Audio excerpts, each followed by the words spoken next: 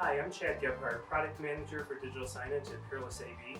Today we're going to install a direct view LED mount. This is a dedicated solution, but no matter which display we're mounting, the process is still the same. So we'll go through the parts list here. This is what is included with the mount. We have our top wall plate, bottom wall plate, the end adapter rails, marked R for right and L for left, the center adapter rails, a vertical spacer, horizontal spacer, and then we have our fastback here. Detailed instructions, number 14 wood screws, a wrench, 5mm screws, and some shims. The tools I'm bringing with me today, we have a couple of levels here. I've got a stud finder, although today we're mounting on a plywood wall, laser level, a drill with a 3/8 driver, a string line, and a tape measure. So let's get started. The instructions are going to tell you the distance from the top of the video wall to the middle of the slot here. We've gone ahead and set up the laser level where we want it. The outside edge of the video wall will be just about flush with the end of the extrusion to help us locate it there. So we'll go ahead and find our laser level line on the wall, and we can go ahead and start screwing into the wall. Now this wall is plywood. If it were metal studs, the wall bracket will slide along the extrusion to help you find where that metal stud is located.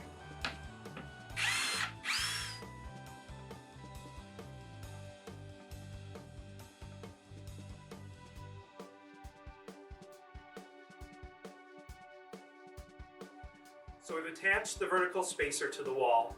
This doesn't necessarily need to be attached to the wall. If you have enough people to help, they can just hold it in place. But attaching it to the wall creates a single person installation. Brian's going to help with the second spacer. So what we'll do is we'll place that underneath the top wall plate, and then we will lift up the bottom wall plate until it butts up against the bottom of our spacers. I've moved my laser level so that it's touching the end of the top wall plate, and we're aligning it with the bottom here. Once we have it in place, we'll just go ahead and screw it to the wall.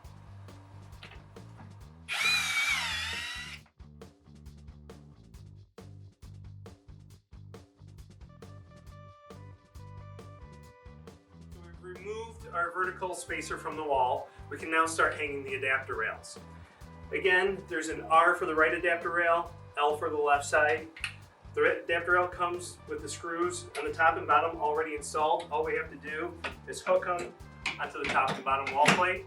Once it's hooked into place, we have screws on both sides, top and bottom, that we install on the side here to lock them in place.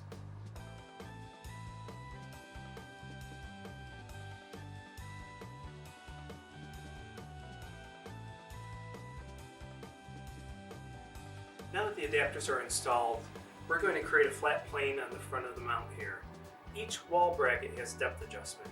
That'll allow us to make sure each adapter rail is on the same plane. Let's start at the end here. We'll adjust both the top and bottom to make sure this one is plumb. Go down to the other end, do the same thing at the other end, and then we'll run a string line across the front to make sure each one of them is on the same plane.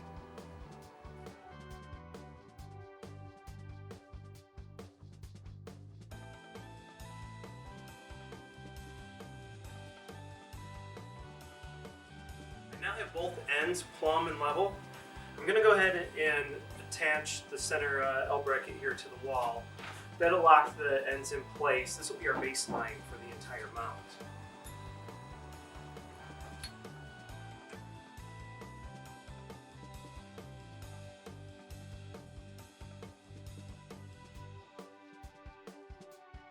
Now we're going to use our string line. We'll hook it on the little slot on the side of the adapter.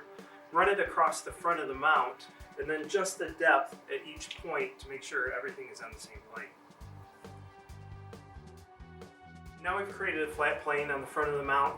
In some instances where the wall is very out of flat, we have shims. What we can do is loosen the screw on the front, just slide the shim in behind it, and that'll give you a greater adjustment range on the depth. So now that the wall is flat, the next thing we want to do is make sure each adapter rail is at the same height. We can do that by looking at the slots on the front of each adapter rail. If any of them have to be adjusted, we'll just loosen the screws on the front of the mount, 2 on the top, 1 on the bottom, and adjust the height adjustment screw on the back.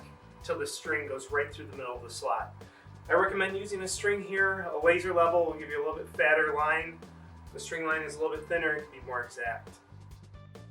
Now that the height has been adjusted, we're going to use our horizontal spacers with PEM studs that stick out the front, and the PEM studs will engage in the holes in the front of the adapter rails. We'll start at one end, work our way from one end to the other, securing the adapters to the front of the wall plate as we move across, making sure that they're all parallel with each other.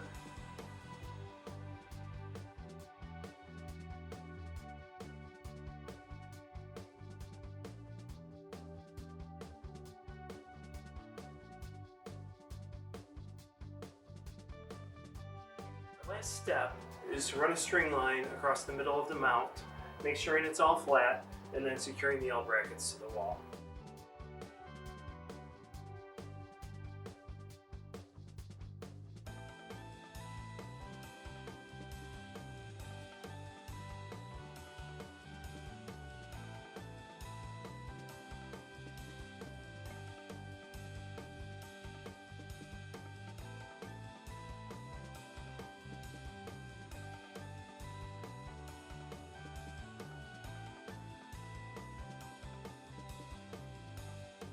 So now we have it all installed.